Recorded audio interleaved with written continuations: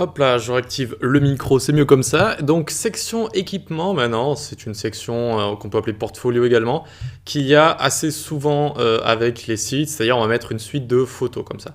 Que ce soit pour montrer ses projets, son travail, si on est photographe évidemment ses photos, ce genre de choses. Et donc on va pouvoir cliquer et ça va nous montrer l'image comme ça. Alors soit on va pouvoir cliquer ailleurs pour, ou même sur l'image pour pouvoir la fermer, soit on a un bouton également ici. Voilà. Là, on peut vraiment fermer avec tout et n'importe quoi, sachant que c'est bien, parce que même si c'est une personne âgée, par exemple, qui voit pas forcément le bouton, eh bien, elle va cliquer un petit peu partout et ça va le fermer comme ça. Voilà, donc c'est une section équipement, ça sert à voir un petit peu de quoi est faite la salle dans laquelle on a envie de s'inscrire. On commence par l'HTML, donc on vient ici, tac, tac, c'est parti. Section équipement. Alors, je grossis. De quoi va être composée cette section ? Eh bien, elle va être composée de plein de petits boutons. On va pouvoir cliquer sur ces boutons et ça nous montrera une image. Voilà, c'est ça le but en fait.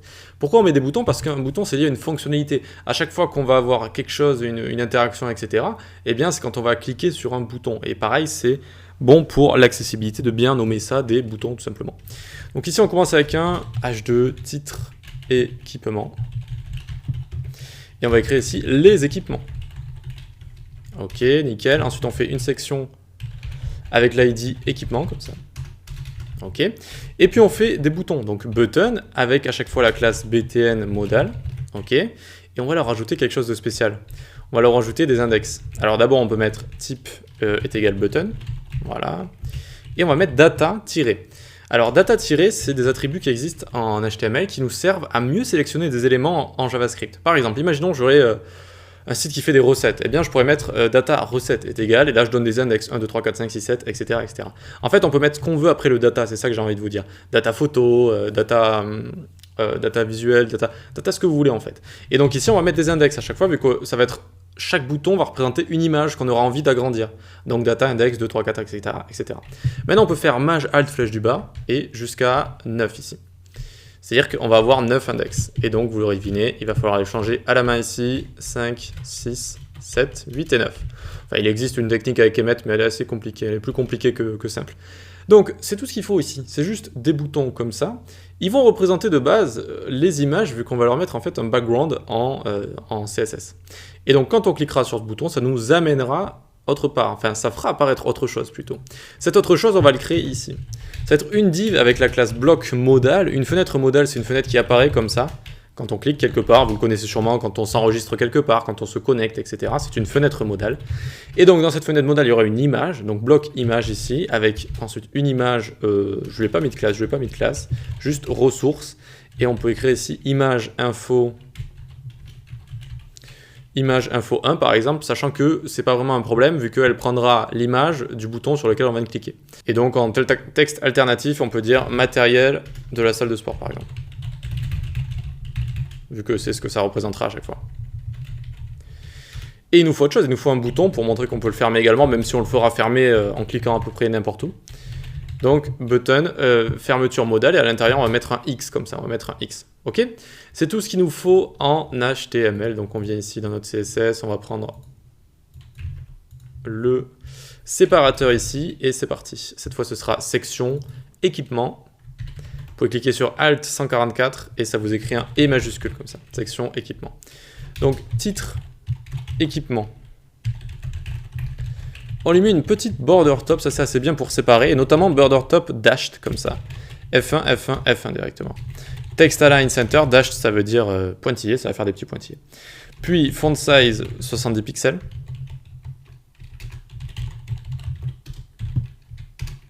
Color noir. Padding 50 pixels en haut et en bas, 0 à gauche à droite. 50 pixels, 0. Text transform uppercase, text transform uppercase comme ça, nickel. Et on lui met la fameuse fonte qu'on a prise, donc c'est Montserrat, Arial, etc. comme ça, nickel. Donc ça on a juste notre titre ici. On a juste notre titre, très bien. Juste ici les équipements, d'ailleurs on a mis la bordure, mais je vois que Ça n'est pas très visible ici, si je dis pas de bêtises. On avait mis une bordure ici, juste là en fait. Mais je crois qu'elle ne se voit pas vu qu'on est sur du blanc ici. Ah, non, c'est bon, je me souviens. C'est qu'en fait, j'avais mis cette section, je l'avais mise en noir de base, et donc ça faisait bien ressortir avec la border. Mais finalement, j'ai décidé de la mettre en blanche pour plus faire des des alternances blanc-noir comme ça, c'était un petit peu mieux. Voilà. Bref, maintenant, vous savez. Alors, notre ID équipement ici, eh bien, toutes nos images, donc tous nos boutons, eh bien, on va devoir les mettre les uns à la suite des autres avec Display Flex, on centre sur X et sur Y, Justify Content Center, Align Item Center, et surtout Flex Wrap, c'est-à-dire qu'ils vont wrapper les uns à la suite des autres. Width 100%, mais max width qu'elle peut avoir, ce sera 1300, notre sorte de grille. Et min width qu'elle pourra avoir, la largeur min, ce sera 300 pixels. Max width, ce sera donc pour les grands écrans, 1300 pixels max. Et min width 300 pour les écrans de portable, Et ensuite, on centre tout ça. Margin 0 auto et 100 pixels en bas. 0 auto, 100 pixels en bas. Ok. Voyons voir déjà à quoi ça ressemble. Ça sera peut-être bien, peut-être moins bien. Alors, on n'a pas encore... Oui, on a tous nos boutons, mais on ne leur a pas encore en fait mis de fond. Donc, c'est pour ça que ça ne fonctionne pas pour l'instant. Et dans notre index HTML, notre image ici, pour l'instant, on va la cacher. On va mettre CTRL cassé ici, parce qu'on n'a pas envie de la voir pour l'instant. Voilà. Donc, nos BTN modal à chaque fois, c'est parti, qui représenteront nos images. Vous allez voir tout de suite comment on fait. Width 300, alors 350 de width, 400 de height. On enlève les bordures. Voilà, ensuite on met margin 10 pixels, cursor pointer juste ici, ok, overflow hidden, ce qui peut dépasser, on le cache, background size cover, le background qu'on va y mettre va couvrir tout l'espace du bouton, BG repeat, ça ne se répétera pas, et background position, on restera à chaque fois au centre des images, c'est là en général où il y a l'action de l'image. Et maintenant, ce qu'on va faire, c'est .btn modal de .nth child 1, le premier bouton, je lui mets un background image comme ça, de ressources / image 1 équipe, image 1 équipe.jpeg comme ça. Voilà, c'est notre premier bouton. On lui a mis un fond à notre premier bouton et regardez, il est là, il est apparu. Notre premier bouton, il est juste ici. D'ailleurs, vous voyez qu'il y a bien l'effet cursor pointer dessus. Il va falloir faire exactement la même chose pour tous les autres. Donc à chaque fois, en fait, il y en a 9. On prend ça, on attaque le second bouton et on lui met la seconde image, etc., etc., jusqu'au 9e. Et voilà, on a bien nos 9 boutons avec nos 9 images et on a bien notre petite section portfolio, super cool, très sympa. Alors vous inquiétez pas, on va s'occuper de la barre de navigation. Hein. Là, elle disparaît un petit peu, mais en tout cas, on a bien notre effet ici, c'est super, c'est génial. On va pouvoir s'occuper de notre fenêtre modale qui va apparaître une fois qu'on clique sur un des boutons. Donc on vient ici et faire .bloc modal, qui est le parent de cette modale. Position fixed, il reste fixé à l'écran. Il s'étend sur de top 0, left 0, right 0, bottom 0. Ça, c'est une technique avec les éléments positionnés pour qu'ils prennent tout l'espace. Si vous voulez, on les attache avec des... comment ça s'appelle ? Des épingles, vous savez, là, pour les post-it et compagnie. Vous attachez donc aux 4 coins. Et donc, en fait, ça va prendre tout l'espace disponible. C'est une technique avec les éléments positionnés pour leur faire prendre tout l'espace disponible comme ça. Nickel, donc hop, ensuite on lui met un background ici, RGBA noir, et ici donc 0, j'avais mis 75, et ça sert à faire un overlay. Un overlay, ça va être une sorte de nappe, une sorte de filtre un petit peu plus sombre pour mieux voir l'image qui sera au milieu. Donc on lui fait prendre tout l'espace disponible et tout l'espace visible et on lui met cet overlay comme ça. Okay, on fait en sorte qu'il soit bien au-dessus d'absolument tout, donc on lui met Z-index 1000 et de base on lui met à display none en fait. De base on ne veut pas le voir, on le verra seulement quand on cliquera dessus. Pour l'instant on met ça en commentaire parce qu'on a quand même envie de voir à la fin de notre CSS si ça a bien fonctionné ou pas. Donc ensuite on fait active modal, ça sera la classe qu'on rajoutera, on lui rajoutera donc display block. Puis on fait bloc img, tac, donc le bloc de notre image, position absolute, top 50%, left 50%, et on va venir parfaitement le centrer avec transform. Oups, j'ai failli ouvrir Photoshop, c'est bon. Transform, translate, moins 50%, moins 50%. Voilà, on vient parfaitement le centrer, ça c'est une technique pour centrer parfaitement un élément en position absolute.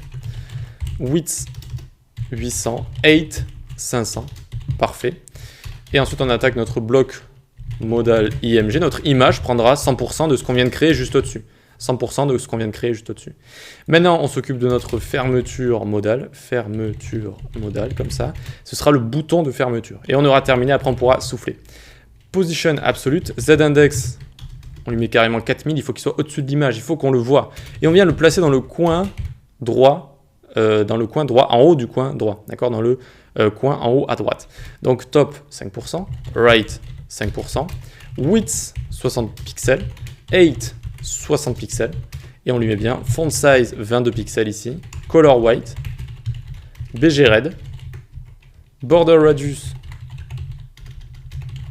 50%, border radius 50%, tac, tac, tac, et ensuite on va lui mettre un cursor pointeur comme ça, et on lui enlève ses bordures. Ok, nickel. C'est bon, on peut souffler. Ce qu'on va faire pour l'instant, je vous laisse finir de recopier. On va prendre notre image ici qu'on avait mise de base en dur en HTML pour voir déjà si tout ça fonctionne ou pas. Et on voit que ça fonctionne, mais on a ici une image qui est trop grande. Elle est trop grande. Pourquoi? Parce que elle va être en mode portrait, ça, alors que toutes les autres images que j'ai prises, eh bien, elles sont en mode paysage. Donc, ce qu'on va faire ici, c'est qu'on va prendre une image qu'on a pour un de nos boutons, là. Donc, par exemple, celle-ci, la 9e, pour voir. Tac, tac, tac, tac. Et voyons voir si ça fonctionne mieux. Et évidemment, ça fonctionne beaucoup mieux. Donc, l'overlay, ce que je voulais vous dire, c'est le fond, là. Vous voyez que le fond, il n'est pas totalement opaque. Il n'est pas totalement opaque, mais du coup, il est un petit peu... Et ça souligne ce qu'on a au milieu, en fait. Et c'est ce qu'on a envie de regarder. C'est l'image sur laquelle on vient de cliquer. Donc, ça met l'œil, l'attention du visiteur sur cet élément-là. Voilà, nickel. Enfin, pour l'instant, nickel, c'est très bien, mais tout ça, c'est en dur. C'est en dur, on n'a pas encore fait le JavaScript. Donc, il va falloir le faire dans la prochaine vidéo.